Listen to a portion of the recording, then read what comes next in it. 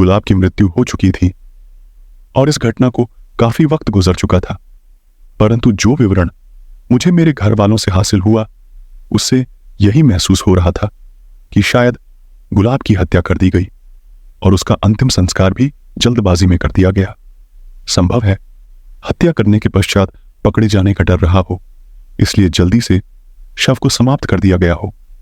हालांकि हालात हत्या की तरफ ही इशारा कर रहे थे। यहां तक कि गुलाब की मां से मेरी मां की बातचीत भी इस तरफ इशारा कर रही थी, परंतु सच कैसे जाना जाए, और वो भी इतने वक्त के बाद। वैसे तो मैं बिल्कुल ठंडे स्वभाव का व्यक्ति हूं, परंतु अगर उत्सुकता जाग जाए तो नींद आना भी बंद हो जाती है। बहुत पहले की बात है, मैं एनिमेशन वीडियो बनाना सीख रहा था। एक दिन एक मसले में थोड़ा दिक्कत आ रही थी तो उसे अगले दिन के लिए छोड़ दिया।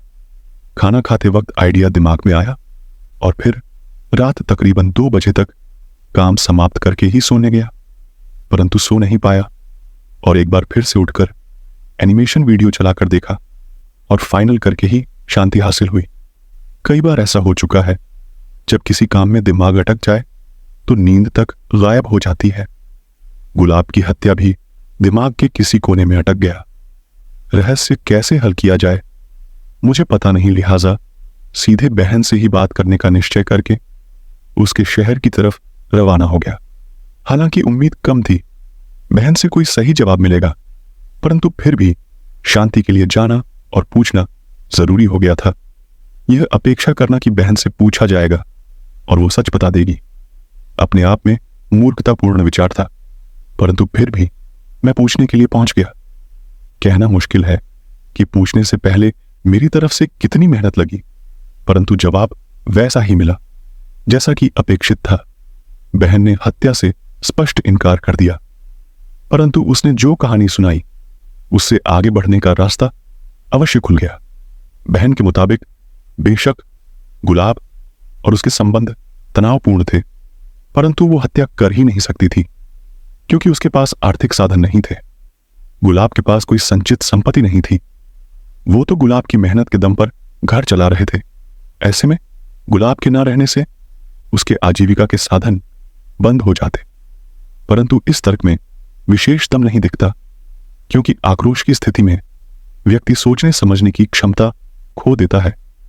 इसके बावजूद बहन ने गुलाब की मृत्यु की जो कहानी सुनाई उसमें बहुत कुछ ऐसा था जो कहानी को खारिज करने के लिए काफी था, परंतु मेरे गुजरे वक्त के कुछ अनुभव उस कहानी को खारिज करने से इनकार करते दिखाई दे रहे थे। गुलाब ने जब अपने माता पिता का साथ छोड़ा और सौदामणि के शहर में आ गया, तब उसने किराए का मकान निश्चित किया। हालांकि यह बहुत पुरानी बात है, परंतु सच यही है कि इतने वर्ष गुजर जाने के बाद भी गुलाब अपना मकान नहीं बना सका। तकरीबन 20 साल गुजर जाने के बाद भी गुलाब और पत्नी अपने एक लड़के के साथ किराए के मकान में रह रहे थे। हर 2 या 3 साल में मकान बदलना मजबूरी जैसा था। गुलाब की मृत्यु के वक्त वो जिस मकान में रह रहे थे वहां पर आए हुए उन्हें 6 महीने ही हुए थे। जिस वक्त गुलाब ने वो मकान किराए पर लिया उस वक्त पड़ोसियों ने उसे सावधान किया था। पड़ोसियों का कहना था कि वो मकान शापित है, उसमें भूतों का डेरा है और अक्सर उस मकान में रहने वाले व्यक्ति मृत्यु का शिकार हो जाते हैं। पड़ोसी यह भी कह रहे थे कि उस मकान का पुराना पड़ोसी हाल ही में मृत्यु को हासिल हुआ है। गुलाब सुलझे विचारों का व्यक्ति था, लिहाजा उसने परवाह नहीं की और उस मकान को किराए पर ले लिए। बहन ने यह भी बताया कि उनके पास घोंटना नहीं था, परंतु उस मकान में रहने के दौरान अक्सर किसी कोने में रखा हुआ घोंटना, चटनी पीसने का लकड़ी का डंडा और शराब की बोतल दिखती थी। शराब तो गुलाब भी पीता था, इसीलिए बोतल पड़ी दिखाई देना कोई आश्चर्य की बात नहीं थी। और घुटाना शायद इतनी सामान्य चीज है कि यदि कहीं दिख भी जाए तो भी कोई ध्यान नहीं देता।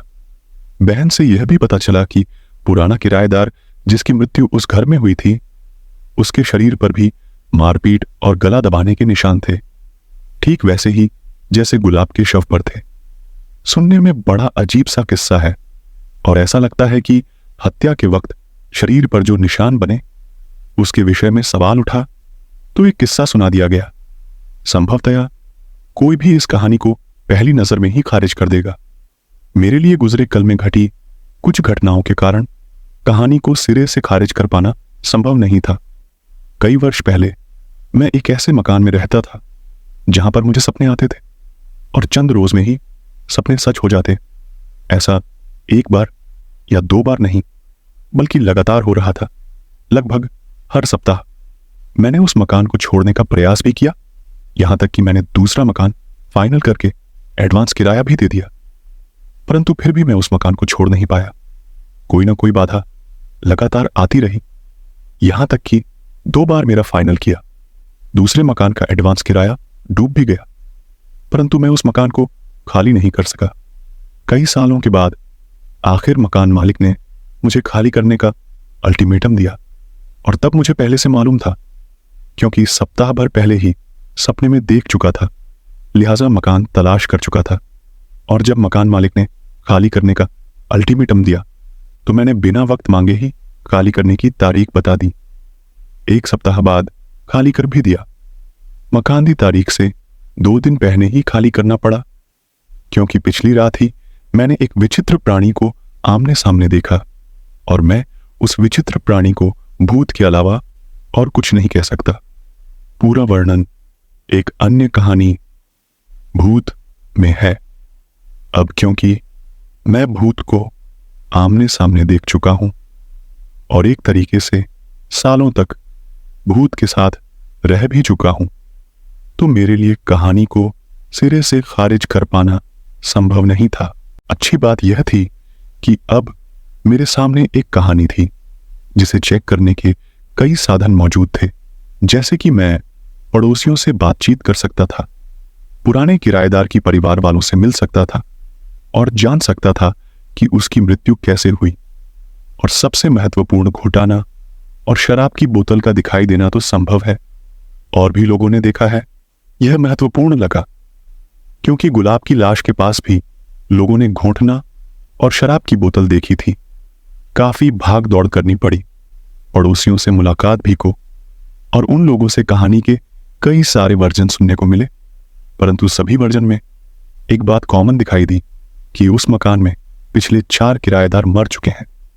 गुलाब की मृत्यु तो मेरी जानकारी में थी, और उसके पहले वाले किराएदार की मृत्यु के बारे में बहन ने बताया था, और पड़ीड़ी होशियों से पता चला कि 2 और किराएदार उस मकान में मर चुके हैं। यह एक संयोग हो सकता है। संभव है कि लगातार 4 किराएदार उस मकान में संयोग से मर चुके हों, परंतु अगर यह संयोग है तो वास्तव में विचित्र संयोग है। गुलाब से पहले जो किराएदार वहां रहता था, उसकी पत्नी से भी मेरी बातचीत हुई। उसने भी हिचकिचाते हुए मृत्यु का कारण गंभीर चोट का लगना बताया, परंतु चोटें कैसे लगी वह बता पाने में असमर्थ थी। वह लोग उस मकान में तकरीबन 2 साल तक रहे थे, परंतु उसने घोंटना और शराब की बोतल का दिखाई देना या ऐसी किसी अन्य घटना के होने से इनकार भी कर दिया। पटडी ढोसियों ने अवश्य ही अजीबोगरीब घटनाओं का एक पूरा पुलिंदा सुनाया, जिसमें अक्सर शराब की बोतलों का मिलना जैसी अजीब घटना भी थी। काफी खोजबीन के बाद भी मेरा द्वारा किसी निष्कर्ष तक पहुंच पाना संभव नहीं हो सका, क्योंकि शराब और घोटना की घटना जो महत्वपूर्ण थी, उसका सत्यापन वह व्यक्ति नहीं कर पाया जो वहां पर लगभग 2 साल तक रहा। जहां तक पौड़े ढोसियों की बात है, वह वहां रहते नहीं, बस सुनी सुनाई बातें ही बता सकते हैं। परंतु 4 किराएदारों की लगातार मृत्यु वास्तव में हैरतअंगेज घटना थी, जिसने मुझे और जानने के बारे में प्रेरित किया, और मैं मकान मालिक की तलाश में निकल पड्डे था। वैसे मकान मालिक से मुलाकात करना एक अन्य कारण से भी जरूरी था। मैं इस मकान में कम से कम एक रात वहां गुजारने की सोच रहा था, जिसके लिए मकान मालिक से मिलना जरूरी था। मकान मालिक नजदीकी गांव में रहता बताया गया, और यदि अपना साधन हो तो तकरीबन 3 घंटे में पहुंचा जा सकता था। गांव में एक और आश्चर्य मेरे इंतजार में था। वहां मकान मालिक के मकान पर बद्धा सा ताला लटक रहा था। पंचायत से पता चला कि मकान मालिक मर चुका था और उसका कोई रिश्तेदार या वारिस भी नहीं था। गांव का वो मकान और शहर का वो मकान दोनों ही अब लावारिस थे। उनका कोई मालिक नहीं था। मकान मालिक बहुत पहले ही मर चुका था। जब गुलाब ने वो मकान किराए पर लिया, मकान मालिक उससे भी पहले मर चुका था। गुलाब को मकान किसने किराए पर दिया?